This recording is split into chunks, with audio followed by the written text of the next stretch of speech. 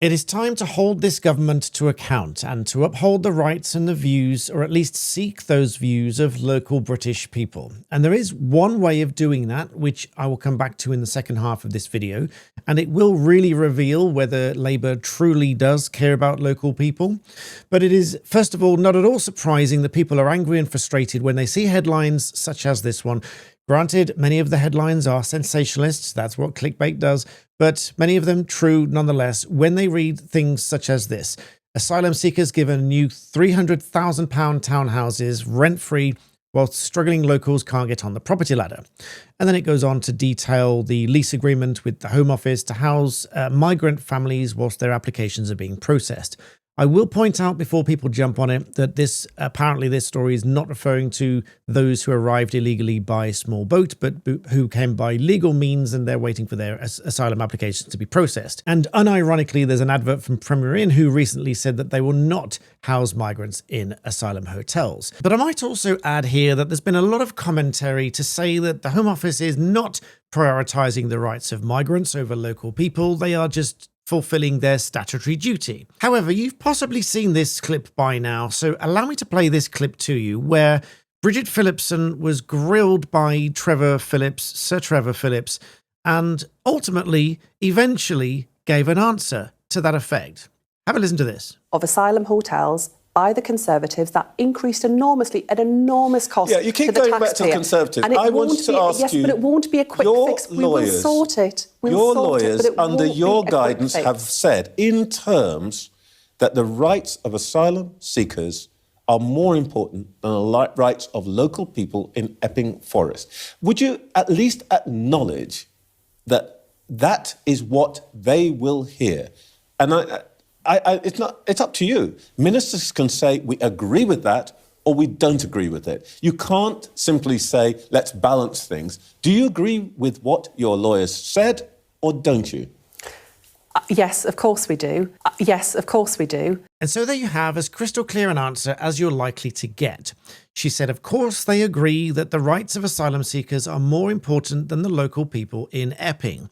This is not me making it up or creating sensationalist thumbnails and clickbait titles to get people to click on some sort of rage bait or political propaganda by the headlines and the newspapers. This is a real reflection of what government ministers now confirm.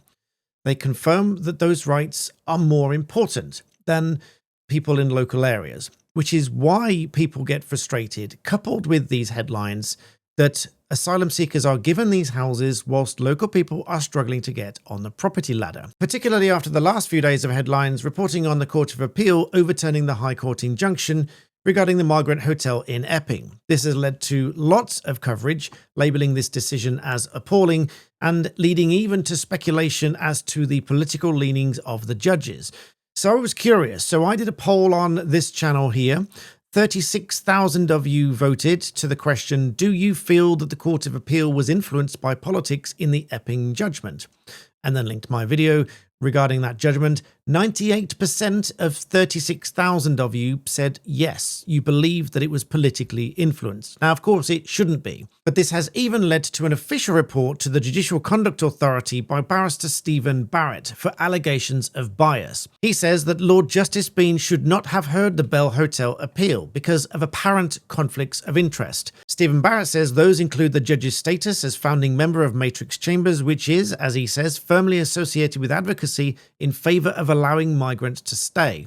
But speaking purely from a public perception point of view, I was interested as to what the public perception is, albeit I accept limited to those of you that watch my channel, but that is 36,000 of you who voted on this poll here, and out of the 36,000 of you, 98% said yes.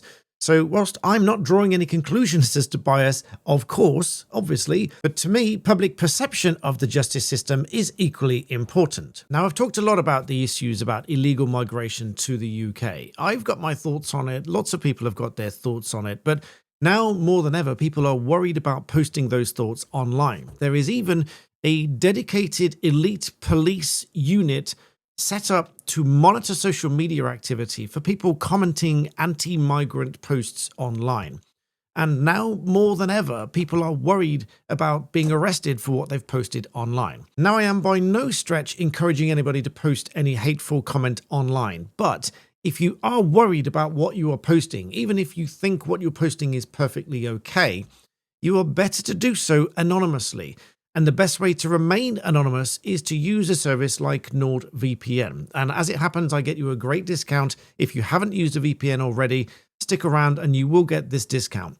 Now, what is a VPN? A lot of you may have heard about them and not really know what they are, but now is the best time to learn what they are. So VPN stands for Virtual Private Network, and when you connect to it, your browsing remains anonymous. Now, whilst staying truly anonymous is practically impossible, there is a great guide by NordVPN, which I'll link below, which together with using NordVPN as a service will help you to stay as anonymous as possible. And whilst connected to the service, it will keep all of your online traffic encrypted, meaning most hackers, snoopers, advertisers, etc. won't be able to see your online traffic. So it's more of a privacy tool than true anonymity, but every little bit can help. It also gives you a virtual location and masks your IP address. And not only that, it will also help to block adverts, malicious websites, and malicious downloads. And as promised, as they're a partner to my channel, you get a great discount, which is 4 months extra free off the service using the code BBB at the link in the description below. Once you download and activate the service, you will immediately feel that bit more protected.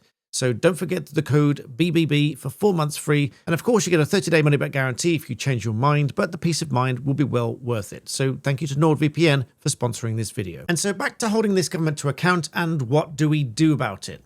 Well, this is where I draw your attention to another article from The Telegraph, which I'll also link below, where Conservatives are apparently going to try to force Labour's hand either to absolutely lose all trust with the public or to side with the public and choose residents over migrants. Well, how do they do that? Well, the only way to force anyone to do anything in this country is to create or change the law. So to do that, Conservatives are reportedly going to table amendments to planning legislation, which would mean that these hotels would be forced to get express permission from the local authority in order to house asylum seekers there. And in doing so, part of the amendment reportedly says that local residents would also have to be consulted in these proposals, thus giving those local residents a right to at least have a say in or object to the use of a hotel in that area. You'll remember from my commentary on the Court of Appeal ruling that rather incredibly, the court commented on the fact that many other councils may choose to take their own action as a result of the High Court ruling. And this only bolsters Conservatives' actions here to change the legislation. Kemi Badenoch says Conservative councillors in Epping took the initiative and challenged the Labour government on use of their asylum hotels. And by fighting that legal challenge, Keir Starmer showed that he prioritised the rights of illegal migrants over the rights of British people. With this amendment, Starmer and Labour are going to have to decide again whether they wish to continue to ride roughshod over communities as they push asylum hotels into Britain's towns and cities. But if I'm being brutally honest, which is what it now says on my new logo, what I think will happen is this might get tabled, it might get batted back and forth and debated somewhat, but ultimately I think Labour will vote this down, which puts us in a really incredible period of history where this government is really voting against, it would seem, the interests of a great number of the British public. Let me know what you think in the comments below. Please do subscribe to the channel, and as always, thank you for watching.